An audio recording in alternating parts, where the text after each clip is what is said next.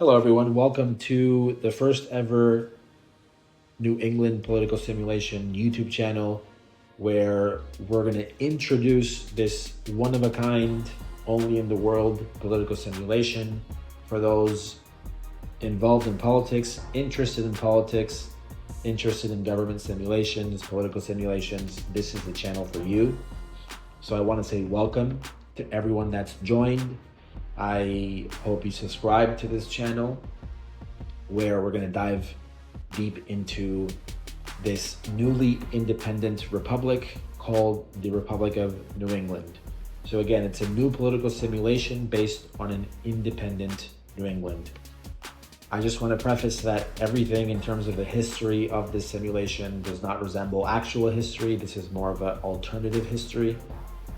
The only thing that remains the same is, of course, the US, Canada, Quebec, the names, like the cities, the states, all that stays the same. The only difference is that they're called provinces now and not states. We're going to go over the history of New England, the main characters, the political parties, and the political structure of this new country. So jumping right in, we see the first uprisings in the 50s, 60s, and 70s. In 1963, you had what's called the Boston Riots. They were student-led protests that led to violent clashes with federal military forces. 1971, you had the Green Mountain Campaign, which was actually a guerrilla warfare group that attempted at armed rebellion. They were quickly shut down, but this group created martyrs that are now celebrated in the independence movement. In 1976, you had the Silent March, which occurred in Boston, where over 300,000 people marched calling for self-determination. And that marked the transition from violence to a more political fight. We then go into the 80s, 90s, and 2000s, where there was an overall growing resentment in New England to separate.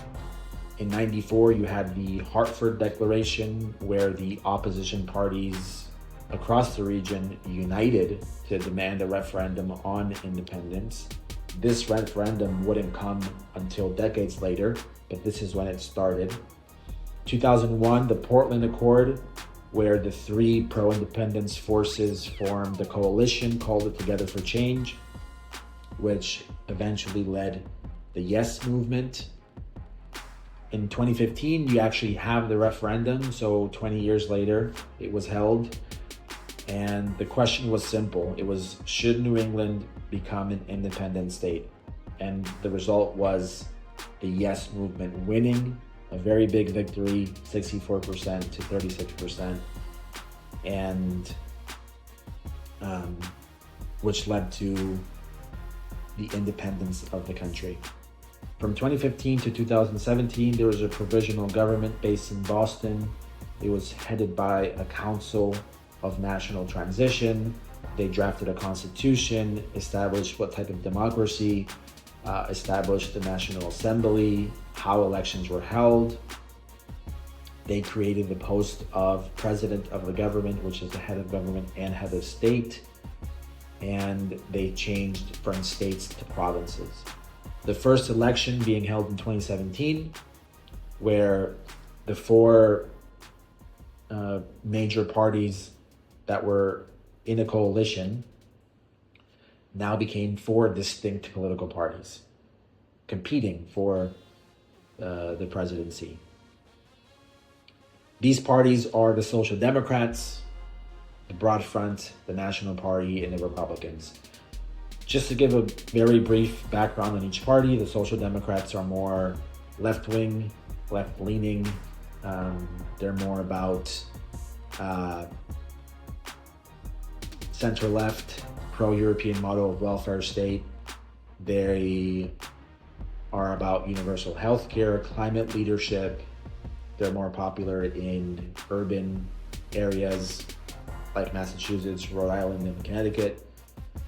The National Party is more center-right, traditional conservative party, moderate taxes, strong border security, The Broad Front is a more left-wing coalition of socialists, Greens, and worker movements.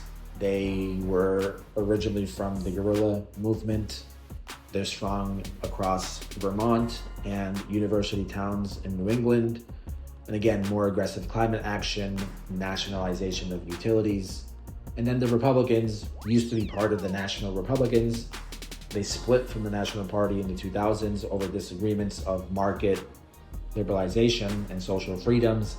They're more libertarian, pro-market, anti-regulation, flat tax, decentralization type of party.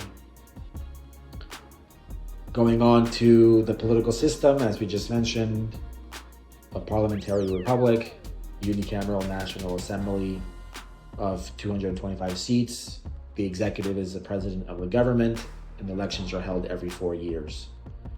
We have news and media outlets. These are just the ones that exist now. There may be more in the future. The NBS is a national broadcasting service, publicly funded, state-run, impartial. The New England National is a conservative-leaning paper, and the New England Chronicle is a liberal-leaning paper. Lastly, the main characters, we have George Phillip, candidate for president, leader of the Social Democrats, played by the current Prime Minister of Spain. We have Daniel Beaulieu, he's candidate for president from Maine, leader of the National Party, former president of Uruguay. We have Caleb Anderson, candidate for president from Connecticut. He's the leader of the Republicans. He used to be a politician in Spain. And Rosa Delgado, she's a candidate for president, member of the Broad Front, leader of the Broad Front from Massachusetts. And she, I believe, is a politician from Spain. So to conclude, we mostly post on Instagram. All the updates are posted there. All the interactions are posted there. This YouTube channel will serve more as a way to increase engagement and exposure. And we're also gonna post videos on each of the parties, give more of a history of the country as well. Big updates, breaking news, election nights, campaigns, and all sorts of things. So yeah, that's the video so far.